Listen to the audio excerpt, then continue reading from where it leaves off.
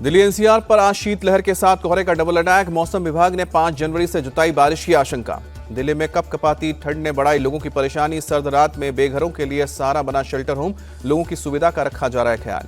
UP के मथुरा में कड़ाके की सर्दी और कोहरे का डबल अटैक। विजिबिलिटी हुई कम, गाड़ी चलाने वालों को हो रही है परेशानी। जम्मू कश्मीर के श्रीनगर में लगातार बर्फबारी से गिर रहा है पारा। ठंड से बढ़ी है लोगों की परेशानी। सड़कों के किनारे जलाए जा रहे हैं अलाव। श्रीनगर में चारों तरफ दिख रहा है बर्फ ही बर्फ। तापमान में गिरावट के बाद डल झील में भी बर्फ की मोटी परत जमी। झील में शिकारी की रफ्तार पर लगा ब्रेक। कुपवाड़ा में सीजन की पहली बर्फबारी। सड़कों से लेकर पेड़ पौधों पर जमी बर्फ की परत। बर्फबारी से सड़कों में बड़ी फिसलन। गुलमर्ग में बर्फबारी के बाद पर्यटकों में छाई खुशी। पूरे इलाके में दिख रही है बर्फ की मोटी परत। ड्रोन से ली गई बर्फ से ढके गुलमर्ग की शानदार तस्वीर। बांदीपुरा में भी ताजा बर्फबारी ने बढ़ाई है खूबसूरती। सड़कों से लेकर घर, पेड़ पौधों पर बर्फ की सफेद परत। बर्फबारी के बीच लोग घरों में दुबके। राजस्थान के सीएम भजनलाल शर्मा जयपुर में शेल्टर होम का किया दौरा। जरूरतमंदों के बीच बांटे कंबल। पीएम मोदी आज दिल्ली को देंगे नए साल की सौगात। दोपहर 12:10 पर झुग्गी वालों के लिए बनाए गए 1675 फ्लैट्स को करेंगे उद्घाटन। दिल्ली के अशोक विहार में डीडीए ने स्वाभिमान फ्लैट्स योजना के तहत बनाए हैं फ्लैट। इस योजना की टैगलाइन है आपका घर आपका सम्मान। पीएम मोदी आज दिल्ली विश्वविद्यालय में 600 करोड़ की लागत वाली 3 परियोजना की आधारशिला रखेंगे। सूरजमल विहार और द्वारका में एक एकेडमिक ब्लॉक भी शामिल है। पीएम मोदी आज नजफगढ़ के रोशनपुरा में वीर सावरकर के नाम पर कॉलेज की आधारशिला रखेंगे। दिल्ली विश्वविद्यालय के वीसी योगेश सिंह ने जानकारी दी। वीसी योगेश सिंह के मुताबिक वीर सावरकर कॉलेज का डेटा साइंस पर फोकस होगा। शिक्षा के लिए तमाम आधुनिक सुविधाएं मुहैया करवाई जाएंगी। महाराष्ट्र बीजेपी चीफ चंद्रशेखर बावनकुले ने वीर सावरकर को देश की अस्मिता बताया। कहा कि कांग्रेस ने उनका अपमान किया है। उद्धव ठाकरे कुर्सी की लालच में चुप रहते हैं। महाराष्ट्र के डिप्टी सीएम के एकनाथ शिंदे के ओर से उद्धव ठाकरे और राहुल गांधी पर भी तंज कसा गया। कहा कि कुछ लोग कुर्सी के लिए वीर सावरकर का अपमान सहते हैं तो कुछ लोग सावरकर का अपमान करते हैं। दिल्ली के लिए केंद्रीय सड़क और परिवहन मंत्री नितिन गडकरी ने बड़ा ऐलान किया। बोले कि अगले 2 साल में 1 लाख करोड़ का काम होगा। पूरी दिल्ली की तस्वीर बदल जाएगी। यमुना नदी की सफाई को लेकर भी गडकरी बोले, नमामि गंगे स्कीम के तहत हमारे पास यमुना की सफाई का प्लान है। दिल्ली सरकार अपने हिस्से का पैसा नहीं दे रही है, इसलिए कुछ काम अभी बाकी है। पीएम मोदी ने बरकरार रखी अजमेर शरीफ दरगाह में चादर भेजने की परंपरा। गरीब नवाज हजरत ख्वाजा मोइनुद्दीन चिश्ती के 813वें उर्स के मौके पर भेजी गई चादर। केंद्रीय अल्पसंख्यक कार्य मंत्री किरण रिजिजू 4 जनवरी को दरगाह में पेश करेंगे चादर। अजमेर दरगाह के खादिम हाजी सलमान चिश्ती ने किया स्वागत। दिल्ली के मंदिर की राजनीति में आया नया मोड़। एलजीवीके सक्सेना के मुताबिक पूर्व सीएम अरविंद केजरीवाल ने 2016 से 2023 के बीच 23 मंदिरों को गिराने की मंजूरी दी थी। सीएम अतिशी के आरोपों के जवाब में एलजी ऑफिस ने जारी किया डेटा। बताया कि 8 फरवरी 2023 को पूर्व सीएम केजरीवाल ने खुद करावल नगर के 7 और न्यू उस्मानपुर के 2 मंदिर को तोड़ने की सिफारिश की थी। एलजी ऑफिस के डेटा के मुताबिक 23 जून 2016 को तत्कालीन गृह मंत्री सत्येंद्र जैन ने भी दिल्ली के अलग अलग हिस्सों में 8 मंदिरों को तोड़ने की मंजूरी दी थी। बीजेपी के प्रदेश अध्यक्ष और राष्ट्रीय परिषद सदस्य का होगा चुनाव। बीजेपी ने चुनाव अधिकारियों के नामों का ऐलान किया। केंद्रीय मंत्री धर्मेंद्र प्रधान मध्य प्रदेश के चुनाव अधिकारी नियुक्त। यूपी बीजेपी का चुनाव करवाएंगे पीयूष गोयल। भूपेंद्र यादव को गुजरात की जिम्मेदारी, विनोद तावड़े को छत्तीसगढ़ के और मनोहर लाल खट्टर को बिहार के चुनाव अधिकारी बनाया गया है। केंद्रीय गृह मंत्री अमित शाह का बिना नाम लिए पीओके पर बड़ा बयान। कहा कि हमने कश्मीर में जो कुछ गंवाया है वो जल्द ही हमारा होगा। अमित शाह ने दिल्ली में जम्मू कश्मीर और लद्दाख थ्रू दी एजेस नाम की किताब का विमोचन किया। कहा कि कश्मीर भारत का अभिन्न अंग था और रहेगा। अमित शाह ने जम्मू कश्मीर से धारा 370 हटाने का भी जिक्र किया। कहा कि इससे आतंकवाद में 70% की कमी आई है। घाटी से आतंकवाद का इकोसिस्टम खत्म हुआ। आपके सांसद संजय सिंह ने बीजेपी नेता अमित मालवीय और मनोज तिवारी को लीगल नोटिस भेजा। दोनों नेताओं ने संजय सिंह पर 2 जगहों पर वोटर लिस्ट में नाम होने का आरोप लगाया था। संजय सिंह के नोटिस पर मनोज तिवारी का जवाब, बोले कि जो दोषी है वो नोटिस भेज रहे हैं, जब जांच होगी और दोषियों को सजा मिलेगी। संजय सिंह ने पूर्वांचल के लोगों को भरोसा दिया है कि कहा किसी पूर्वांचली का वोट कटने नहीं देंगे। बीजेपी उनको बांग्लादेशी बता रही है। लालू यादव के ऑफर पर खुद सीएम नीतीश कुमार ने जवाब दिया। कहा कि वो क्या बोल रहे हैं छोड़िए। महाराष्ट्र के सीएम देवेंद्र फडणवीस बोले लालू यादव के सपने पूरे नहीं होंगे। लालू यादव के बयान पर तेजस्वी यादव ने सफाई दी। कहा कि मीडिया को शांत कराने के लिए लालू जी ने वो बात कही थी। जम्मू कश्मीर बीजेपी प्रवक्ता सुनील सेठी बोले नेशनल कॉन्फ्रेंस विजिलेंस और वो सरकार चलाने पर हर मुद्दे पर फेल है। सुनील सेठी ने कहा कि सीएम उमर अब्दुल्ला ने जवाब दिया। कहा कि बीजेपी को चिंता करनी है तो स्टेटहुड की चिंता करें। बीपीएससी अभ्यर्थियों के समर्थन में आज बिहार बंद का ऐलान। सांसद पप्पू यादव ने नेशनल और स्टेट हाईवे के अलावा रेल रोकने का भी ऐलान किया है।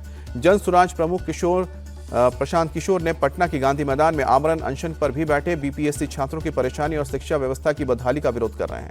गांधी मैदान से प्रशांत किशोर का बड़ा ऐलान, बोले कि जब तक बीपीएससी की परीक्षा रद्द नहीं होती है तब तक अनशन करूंगा। प्रशांत किशोर के आमरण अनशन पर शामिल होने के लिए लोग भी पहुंच रहे हैं। सरकार के रवैये के प्रति जता रहे हैं विरोध।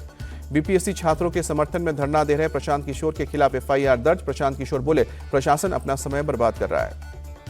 प्रशांत किशोर ने नीतीश कुमार पर निशाना साधा, कहा कि नीतीश कुमार ने जिन युवाओं से मिलने से इनकार कर दिया है उन्हीं के घर घर जाकर वोट मांग रहे हैं। प्रशांत किशोर ने सरकार पर लापरवाही का आरोप लगाया, कहा कि पेपर लीक के मामले में अब तक किसी को सजा नहीं हुई है। बिहार के बच्चों का भविष्य सूली पर चढ़ाया जा रहा है। पटना के गांधी मैदान में प्रशांत किशोर के अनशन पर एसडीएम गौरव कुमार का बयान, कहा कि पटना हाईकोर्ट के आदेश के अनुसार केवल गर्दनी बाग में ही धरना दे सकते हैं। धरने के लिए निर्धारित जगह के अलावा कहीं और धरना देने पर होगी कार्रवाई। एसडीएम के अनुसार प्रशांत किशोर को दिया गया है नोटिस। एसडीएम ने गांधी प्रतिभा के सामने धरने को कोर्ट के आदेश के खिलाफ बताया, कहा कि धरना प्रदर्शन वैध तरीके से करे, उन्हें समय दिया जाएगा। पटना के गांधी मैदान में धरना स्थल पर पहुंची पुलिस धरने पर बैठे लोगों को अनाउंस कर से जल्द जगह खाली करने को कहा। संभल जामा मस्जिद की सर्वे रिपोर्ट चंदौसी कोर्ट में पेश हुई है। सुप्रीम कोर्ट के निर्देश के मुताबिक सीलबंद लिफाफे में सर्वे रिपोर्ट दी गई है। सर्वे रिपोर्ट में जामा मस्जिद को लेकर बड़ा खुलासा। सूत्रों के मुताबिक सर्वे के दौरान मस्जिद में मंदिर होने के प्रमाण मिले हैं। सर्वे रिपोर्ट में मस्जिद के अंदर 2 वट वृक्ष होने की बात कही है। पुराने कंस्ट्रक्शन को बदल कर नए कंस्ट्रक्शन के भी सबूत मिले हैं। मंदिर के गुंबद के हिस्से को समतल करने का भी जिक्र है। बंगाल की सीएम ममता बनर्जी ने बीएसएफ पर आरोप लगाया कि बीएसएफ की मिली भगत से बांग्लादेशी घुसपैठ कर रहे हैं। सीएम ममता बनर्जी बोली कि बीएसएफ के जवान महिलाओं पर अत्याचार करते हैं, महिलाओं को इसका विरोध करना चाहिए। सीएम ममता के आरोपों पर केंद्रीय मंत्री सुकांतो मजूमदार ने पलटवार किया, कहा कि हम सभी जानते हैं कि बंगाल में घुसपैठ करने वाले आतंकी ममता बनर्जी के वोट बैंक हैं। कांग्रेस नेता अधीर रंजन चौधरी ने बीएसएफ पर ममता बनर्जी के बयान को बताया गैर जिम्मेदाराना, कहा कि हमें अपने सुरक्षा बलों का सम्मान करना चाहिए। अधीर रंजन चौधरी ने घुसपैठ पर कहा कि 4000 किलोमीटर लंबी सीमा पर हर जगह फेंसिंग नहीं है। केंद्र और राज्य सरकार को मिलकर सीमा सुरक्षा पर काम करना चाहिए। लखनऊ में यूपी सरकार के मंत्री आशीष पटेल ने अपनी ही सरकार की एसटीएफ पर निशाना साधा, कहा कि तुम पैर में गोली मारते हो, हिम्मत है तो मेरे सीने पर गोली मारकर दिखाओ। अपना दल कमोरवादी की विधायक पल्लवी पटेल के लेक्चर्स की पदोन्नति में अनियमितता के आरोप पर भड़के आशीष पटेल, कहा कि मैं थप्पड़ खाकर चुप रहने वाला नहीं हूं, ईंट का जवाब पत्थर से देने वाला हूं। गैंगस्टर गोल्डी बराड़ ने पंजाब के एंटी टास्क फोर्स के डीएसपी को दी धमकी। गोल्डी बराड़ ने अपने ग्रुप के खिलाफ मुखबिर तैनात करने को लेकर धमकी भरा ऑडियो जारी किया है। सुप्रीम कोर्ट ने किसान नेता जगजीत धल्लेवाल पर पंजाब सरकार से अपने आदेशों की अनुपालन रिपोर्ट मांगी है। सोमवार को अगली सुनवाई होगी। सुप्रीम कोर्ट ने यूपी सरकार को आदेश दिया है कि मुख्तार अंसारी की मेडिकल रिपोर्ट, मजिस्ट्रेट रिपोर्ट और न्यायिक जांच की रिपोर्ट 2 हफ्ते में उनके बेटे उमर अंसारी को सौंपी जाए। लखनऊ की एनआईए कोर्ट ने कासगंज तिरंगा यात्रा में मारे गए एबीपी कार्यकर्ता चंदन गुप्ता हत्याकांड के 28 आरोपियों को दोषी करार दिया है। कर्नाटक के मंत्री प्रियांक खड़गे बोले कि बीदर में कॉन्ट्रैक्टर की खुदकुशी के मामले में मेरा कोई लेना देना नहीं है। बीजेपी के नेता आरोप लगाने पहले अपना होमवर्क कर ले। जयपुर में सिख समाज के नगर कीर्तन कार्यक्रम में घुसी बेकाबू कार, एक बच्चे सहित कई लोग घायल हुए। कार हादसे के बाद भड़का सिख समाज का गुस्सा, लोगों ने गाड़ी पर चढ़कर उसके शीशे तोड़ डाले। एसपी सहित मौके पर पहुंची पुलिस टीम ने ड्राइवर को हिरासत में लिया। ड्राइवर पर नशे में गाड़ी चलाने का आरोप। गुजरात के सूरत में मंदिर के बाहर बैठी बुजुर्ग महिला को बेकाबू कार ने कुचला, महिला की मौके पर मौत। पूरी घटना सीसीटीवी में कैद। हादसे के बाद लोगों को चकमा देकर मौके से फरार हुआ कार चालक। सीसीटीवी फुटेज और कान नंबर के आधार पर पुलिस ने आरोपी प्रकाश अग्रवाल को उसके घर से गिरफ्तार किया है। मुंबई से सटे थाने में 20 सड़क पर पलटा ट्रक, सड़क पर ट्रैफिक जाम के हालात। यूपी में बुलंदशहर के सिकंदराबाद में अवैध निर्माण पर चला प्रशासन का बुलडोजर। पुराने सिटी रोड में कई दुकानों और मकानों के सामने तोड़ा गया है अवैध निर्माण। यूपी के सीतापुर में सपा नेता इकबाल अंसारी की दुकान पर चला प्रशासन का बुलडोजर। मंदिर की जमीन और कॉलेज के रास्ते में बनाई गई थी दुकान। सीतापुर के सदर तहसील में इकबाल अंसारी की दुकान को 11 दिसंबर को गिराया गया था। दोबारा किया गया था अवैध दुकान का निर्माण। उत्तराखंड के पौड़ी में गंगा नदी में फंसे 2 पर्यटकों को पुलिस ने बचाया। सैलानियों का रस्सी और बोट की मदद से रेस्क्यू हुआ। बंगाल के मालदा में तृणमूल पार्षद दुलाल सरकार की गोली मारकर हत्या। एक दुकान के अंदर बदमाश ने गोली मारी। नागपुर में चलती ट्रेन में 4 बदमाशों ने एक युवक की पीट कर हत्या कर दी। रेलवे पुलिस ने सभी आरोपियों को पकड़ा। पैसे और मोबाइल चोरी का युवक ने विरोध किया था। महाराष्ट्र के ठाणे में नए साल की पार्टी के दौरान लड़ाई हुई है। लोहे की रॉड से हमले में एक शख्स की जान गई, दूसरे की हालत गंभीर है। 31 दिसंबर की रात मीरा रोड में पार्टी के दौरान लाउड म्यूजिक को लेकर मारपीट हुई है। काशीमीरा पुलिस ने 4 लोगों को गिरफ्तार किया है। कर्नाटक के बेलगावी में एक पत्नी ने अपने पति की हत्या कर दी। बेटी से पति के संबंध बनाने से नाराज थी। बेलगावी के चिकोड़ी में घटना प्रभा नदी में एक कार गिरी, एक बिजनेसमैन की मौत हुई है। पुलिस को बिजनेस में लॉस की वजह से खुदकुशी की आशंका। कर्नाटक के बेंगलुरु में एक कपड़ा फैक्ट्री में भीषण आग लगी। दमकल की टीम ने अंदर फंसे सभी लोगों को सकुशल बाहर निकाला। राजस्थान के दौसा में बाघ को पकड़ने की कोशिश जारी। नई लोकेशन कर्णपुरा मिली। बाघ 3 लोगों पर हमला कर चुका है। कांग्रेस की स्टूडेंट विंग NSUI ने पीएम मोदी से मांग की है कि एक सेंट्रल यूनिवर्सिटी और DU के एक कॉलेज का नाम पूर्व PM मनमोहन सिंह के नाम पर रखा जाए।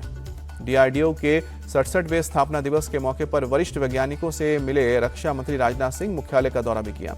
महाराष्ट्र के सरकारी कर्मचारी अब मुंबई बैंक में अपना खाता खुलवा सकते हैं। कैबिनेट ने फैसले को मंजूरी दी है। कर्नाटक सरकार ने 2 महत्वपूर्ण फैसले के लिए धारवाड़ को एक अलग निगम बनाया गया है। कर्नाटक में रोडवेज बसों का किराया 15% बढ़ेगा। 5 जनवरी से नया फेयर लागू होगा। भारत और ऑस्ट्रेलिया के बीच सिडनी टेस्ट का आज आगाज। भारत ने टॉस जीतकर पहले बल्लेबाजी चुनी। BGT सीरीज में ऑस्ट्रेलिया 2-1 से आगे है। WTC का अंतिम दांव खेलने उतरी है team India. Rohit Sharma Australia के खिलाफ सिडनी टेस्ट से बाहर। बुमराह कर रहे हैं कैप्टन से। शुभमन गिल और प्रसिद्ध कृष्णा की टीम में वापसी हुई है। भारत सरकार ने खेल पुरस्कारों का ऐलान किया। मनु भाकर, D गुकेश, हरमनप्रीत सिंह और पैरा एथलीट प्रवीण कुमार को मिलेगा खेल रत्न। 34 खिलाड़ियों को अर्जुन पुरस्कार और 5 कोच को द्रोणाचार्य अवार्ड मिलेगा। 17 जनवरी को राष्ट्रपति भवन में अवार्ड सेरेमनी होगी। शतरंज के विश्व चैंपियन D गुकेश ने खेल रत्न के लिए चुने जाने पर जताया पीएम मोदी और खेल मंत्री का आभार। कहा कि मैं बहुत खुश हूं। हॉकी टीम के कैप्टन हरमनप्रीत सिंह ने भी जताई खुशी। कहा कि अवार्ड मुझसे कड़ी मेहनत करने और अधिक हासिल करने के लिए और प्रेरित करता रहेगा।